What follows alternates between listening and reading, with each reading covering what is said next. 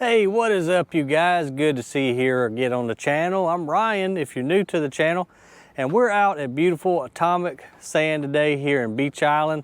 Got the cool little MudCat behind me. I want to give you guys a quick update on that. If you remember the video we did probably over a year ago, getting this thing down from Ohio all the way down here to South Carolina, getting her fixed up. We're about to put her to work, so I wanted to give you guys just a quick little update. And also, this is not a dead rat hanging off of my shirt. I noticed in some of my videos recently that the wind was kind of messing with the audio, so got a little wind buffer cover on our DJI microphone right here. But again, just an absolutely gorgeous day out here, you guys. It's probably about 70 degrees. If y'all can see the main plant in the back, they got the dredge pumping sand to the main plant. And in a minute, we're gonna go over there. Some of you guys asked to see the actual main plant producing the concrete sand. So we're gonna ride around there too and check it out. But first, let's take a look at the old MudCat here. I was just over here talking to Terry and Eric. Eric is our main welder out here.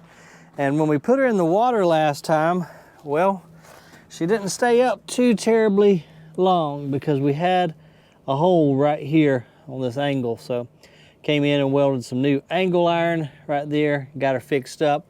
The bottom looks in pretty good shape. You know, to be in this old of a dredge, I'm assuming, I think this is around a 70-something model.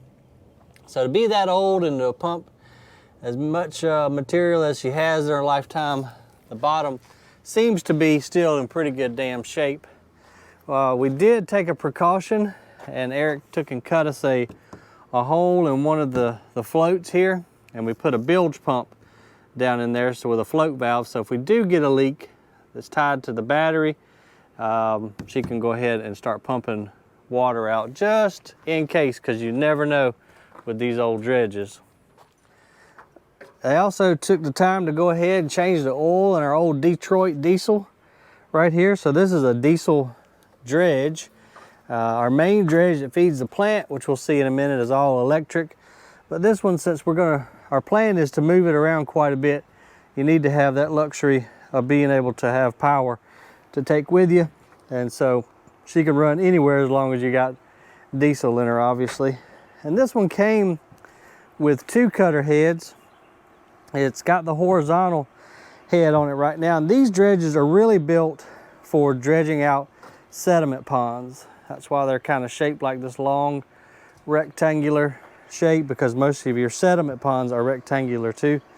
But that cutter head down there has got horizontal auger housed up in there. And then this is what's called the ladder.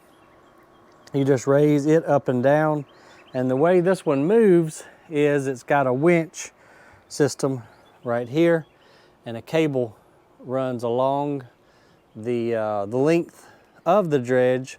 So you would attach it to a point way back there at the other end of the pond, and then you would attach your other end to the opposite end of the pond, and it's simply you just pull back and forth in that sediment pond, raising the cutter head up and down. And then of course there's a pump right back here, so all the sediment or whatever it is that you're pumping goes through that pump, and then of course out the discharge, and then to wherever in the world you want to take the material. So I think what we're going to do with this old girl at first is just move water. We've got a couple of the sediment ponds that we looked at on the last video. They need to be cleaned out, because slowly over time all the sediment from the water settles out and it'll build up. And so what we're going to do is go back and just pump some of those ponds out, and I actually use her to move some water around from pond to pond too. So now would be a great time to hit that like and subscribe down there, guys. You can kind of follow along with our progress and watch this old girl run. All right, so we got over here as they were just shutting the plant down. Evidently the dredge has got a little clog on it.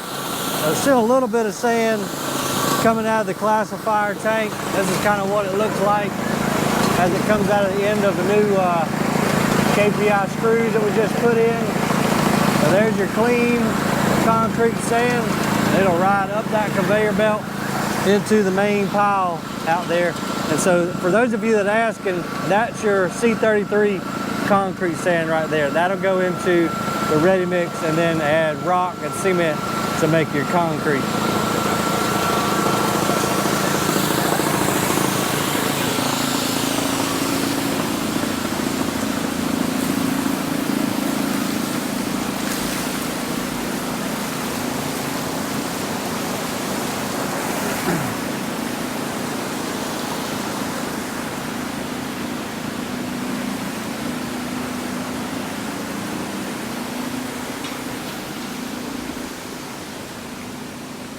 So this plant is set up to run either via the dredge, which I don't think we can see it from right here. If you can see that little bit of blue water right out there, that's the dredge pond. That's where we rode up on the Highline Road the other day. The dredge pumps all the way to the plant, goes up that pipe onto the shaker deck where all the rock and clay balls fall off that slide, go into the river, and flow back to the pond. That's all the stuff that we don't want. We just want the sand. So the sand will then fall through the shaker deck. It's got a lot of water with it. So all that water goes into the classifying tank, and it's brilliant, very simple the way this thing works. Obviously your heavier, larger grains of sand fall first, and your lighter, smaller grains fall last. And so each station, there's 12 stations on this tank, we can choose which one we want to stay open and for how long. So we can segregate the sand out and make mixes that we want, because sometimes the sand deposit may be a little too fine or a little too coarse. We can kind of change it up by opening certain holes at a certain time. Then it falls down into the actual screw that you can see spinning right there, gets another bath, and then the screw moves the material while spinning it up, and then it falls onto the conveyor belt that we just looked at. But we have a second option too, just in case the dredge goes down. If we have an area in the mine site that we can dry mine using an excavator and haul trucks, and we can bring the material around here, put it in that hopper, it goes up this conveyor belt, and then goes through the exact same process without the help of the dredge. And we'll go ahead and walk up the ladder right here, just to kind of give you guys a view from the top, see if we can see the dredge.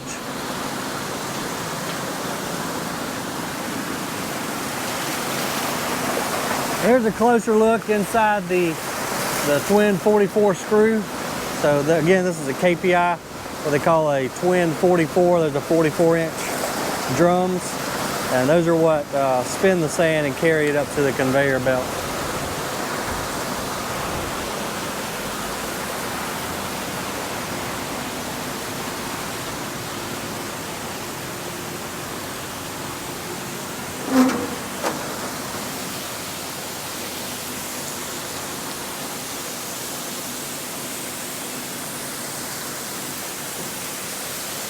Got a couple little leaks here on our manifold. This is our Tabor double deck screen.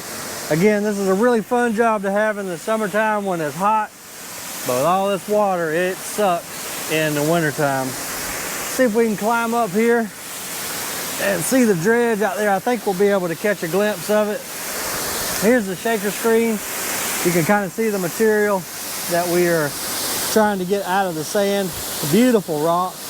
That's another project that we're going to have out here real soon, is trying to collect all of this rock that you see, trying to segregate it from the clay balls and harvest that rock so we can have that nice decorative rock for sale.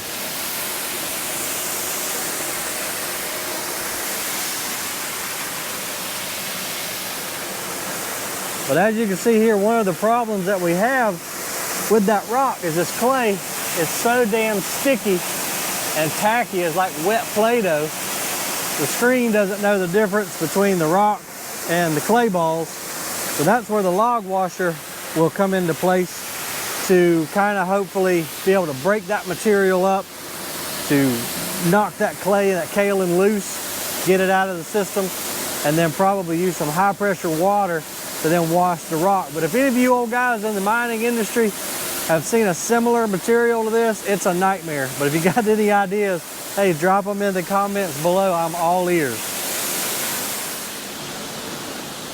Let's walk up here, and I believe the classifying tank is actually empty now.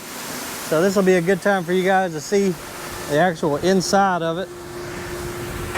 So we gotta walk on this catwalk right here. As you can see, you got your larger sand down here, and then it goes all the way to that end where your finer sands and silts will collect down here on this very end of the classifying tank.